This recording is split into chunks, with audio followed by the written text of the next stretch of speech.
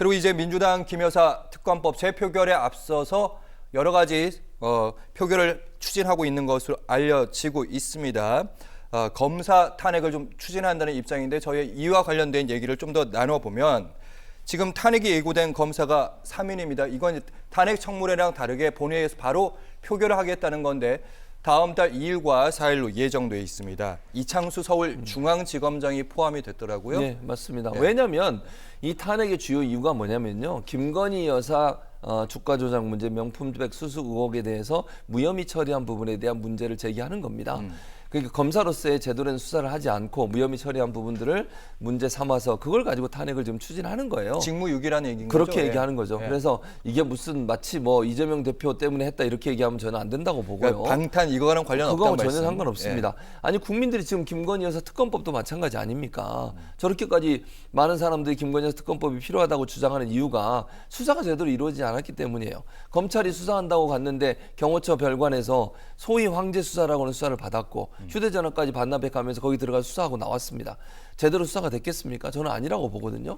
그런 상황이 국민들 볼 때는 제대로 수사를 못하고 있으니까 수사 제대로 하라 그랬더니 왜 검찰이 직무유기를 하냐. 직무를 제대로 하지 않은 거잖아요. 예. 그래서 그 문제 때문에 탄핵을 추진하는 거니까 이거는 김건희 여사 건과 관련돼서 문제가 제기됐고 그 문제 때문에 탄핵을 추진하는 거예요. 그래서 저는 이게 탄핵 추진하는 게 전혀 문제라고 보지 않고요.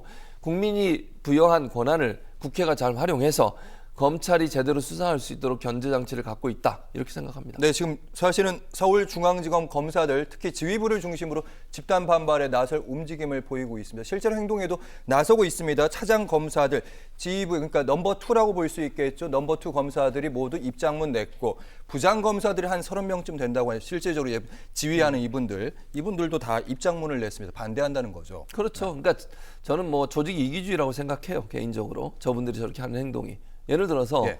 그럼 만약에요 진짜 양심 있는 검사라고 하면 김건희 여사 건에서 검찰이 그 경호처 부속 건물 별관에 가 수사하고 이럴 때 왜 그때는 한마디도 안 하셨죠?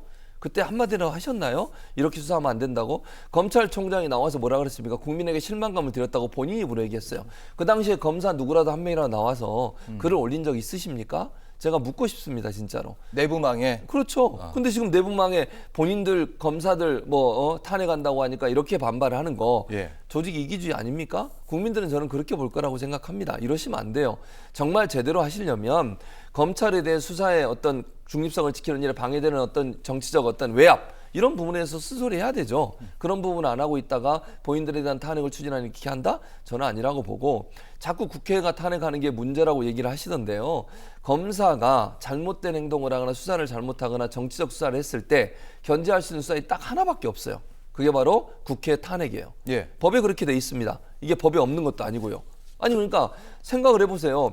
검사가 잘못하면 그냥 넘어가요. 검사들 뭐 비리 있으면 예. 검사가 검사를 수사하기 때문에 대부분 봐주고 넘어가는 경우가 많습니다. 예를 들면 김학의 제19 감싸기. 그렇죠. 김학의 전 차관 사건도 마찬가지 아닙니까? 결국은 이제 공소 유지가 안 돼가지고 예. 무혐의로 끝난 거죠. 그렇죠. 기소를 안 하거나 예. 그렇게 넘어가 버려요. 99만 원 세트 기억나시죠? 그것도 아니 몇 명이서 예. 먹었는데 그걸 나눠가지고 99만 원에서 100만 원 이하로 만들어줘서 처벌 안 받게 예. 해주는 거 이런 것들이에요. 그러니까 국민들이 볼 때는 검찰이 자기 제 식구들을 이렇게 감싸고 제대로 수사하지 않고 그냥 넘어가는 경우가 너무 많아요. 근데 그리고 방금 말씀하신 부분도 네. 있는데 그 유일한 수단이다. 네. 예, 행정부에 있는 검사를 유일하게 견제할 수 있는 수단이다. 이게 사실 탄핵 사유라는 게 이런 결국에 이제 본회의에서 이제 표결하게 되면 통과는 기정사실이고 네. 헌법재판소로 넘어가게 될 텐데 거기서 헌법재판소에서 판단하는 게 중대한 헌법 위반이나 직무랑 꼭 관련돼야 된단 말이죠. 그러면 이창수 서울중앙지검장 같은 이런 인사들은 어차피 판단을 잘못했다 뭐 이 정도일 텐데 그게 헌법재판소에서 기각이 될 것 뭐 같은. 기각될 네. 가능성도 있죠. 저는 기각될 가능성이 높을 수도 있다고 봐요. 그런데 말씀하신 것처럼 지검장이 최종적 결정을 하는 겁니다. 무혐의 주요 정치인들이나 정치적으로 주요한 입장에 있는 분들, 뭐 김건희 여사 같은 경우는 정치인은 아니지만 주요 인물 중에 한 분이잖아요. 이분들의 기소 여부를 결정하는 최종 결정을 지검장이 하는 거예요. 예. 본인의 직무를 제대로 직무를 했다고 하면 이거 재수사하라든지 아니면 재검토하라든지 이렇게 지시를 했었어야죠. 그걸 받아들인 게 문제라고 저는 보는 거고요.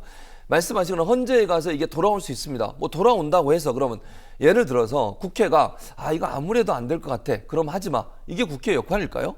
자, 국회에서 그렇게 해서 한 번 더 헌재에서 검토하게 한 것은 정확성을 높이기 위해서 그래요. 그런 거 맞잖아요. 예, 그렇죠. 그렇다고 해서 이거 어차피 안 될 거니까 하지 말자. 이건 아니라고 봅니다. 국회는 국회 역할을 하는 거예요. 국회가 판단하는 것은 물론 중대한 범죄, 즉 중대한 법률적 문제가 있다는 것도 판단하지만 국민의 민심도 반영해야 한다고 저는 생각합니다. 예. 그게 국회의 역할이에요. 그 역할을 방기하는 것도 저는 문제라고 생각합니다. 그렇게 되면 헌재 가서 어차피 안 될 거 문제 있는 검사들에 대해서 아무 조치도 할 수 없어. 이렇게 한다면 국회가 왜 존재하겠어요? 그 헌재만 있으면 되는 거잖아요. 역사의 한 페이지에 기록은 남겨야 된다. 그렇죠. 그리고 국민들에게 이걸 알려야 돼요. 탄핵이 되고 나면 예를 들어서 검사들도 위축이 될 거라고 저는 봅니다. 그것이 나중에 본인이 어떤 수사를 할 때나 아니면 검찰의 역할을 할 때 나 다시는 이런 일 하지 말아야지. 이렇게 했을 때 나한테 불이익이 올 수도 있구나. 이걸 보여주는 사례가 된다고 저는 생각해요. 다른 검사들도 이거 보면서 예. 아 이러면 안 되겠구나 이런 생각 들지 않겠습니까? 알겠습니다. 그런 점에서도 필요하다고 봅니다. 알겠습니다. 거기에다가 오늘 검사들의 이름이 좀 많이 나오는데 또 다른 검사 2명에 대해서 다음 달 11일에 민주당이 이제 탄핵 조사 청문회입니다. 본회의 표결은 아니고 청문회를 하도록 합니다. 강백신 검사, 엄희중 검사. 네, 어떻게 보시는지. 이 두 분 같은 경우는 이제 엄민중 검사 같은 경우 2011년 한명숙 전 총리 모해 위증 교사 사건이죠. 이 사건이 나중에 이제 그 위증을 한 본인이 또 폭로하고 본인이 양심 고백을 한 내용들이 있습니다. 감옥에 수감됐던 이제 재소자가 예. 검사를 통해서 회유가 당해서 그렇죠. 여기서 또 뭐 증언을 번복하고 이런 그렇습니다. 일들 복잡한 일들이 있었죠. 바로 그렇습니다. 그 내용에 관련된 거예요. 근데 이것도 자꾸 이제 이재명 방탄이라고 또 얘기하던데 이분들이 이재명 대표를 네. 수사한 건 맞아요. 대장동 수사 담당했던 그렇죠. 검사 2명. 근데 그러면 검사가요 수사를 하나만 합니까? 아니 예전에 했던 수사도 있고 지금 했던 수사도 있고 앞으로 할 수사도 있겠죠. 예. 그 수사했으니까 이 사람은 절대로 그걸 문제가 있어도 탄핵을 하면 안 되는 겁니까? 그건 말도 안 되는 주장이라고 저는 생각을 하고요. 강배신 이분 같은 경우 대선 개입 조작 사건과 관련된 부분에 문제가 있다고 판단해서 지금 수사를 하고 탄핵을 추진하고 있는 거예요. 근데 구체적인 내용은 예. 이번에 지금 하는 게 뭐냐면 청문회거든요. 그러니까 탄핵이 결정된 건 아니에요. 국회가 탄핵하겠다고 결정한 게 아니고 이번에 이제 청문회를 통해서 이분들의 문제가 정말 탄핵할 만큼의 문제인지를 살펴보겠다는 겁니다. 법제사법위원회에서. 그렇죠. 그러니까 국회가 국민을 대신해서 이 검사가 제대로 일을 했는지 문제는 있는지 없는지 살펴보게 청문회를 하는데 그것마저도 못하게 하면 안 된다고 생각해요. 근데 아무래도 제 예상인데 강백신, 엄희중 검사 탄핵 청문회 예. 이 두 인사가 안 나올 것 같아요. 그럴 가능성도 있죠. 예, 근데 그럼 그 청문회 실효성이 있겠느냐 이런 얘기 근데 나올까 봐. 이럴 수 있잖아요. 청문회 이 두 사람이 안 나온다 하더라도 관련된 사람들은 나올 수 있습니다.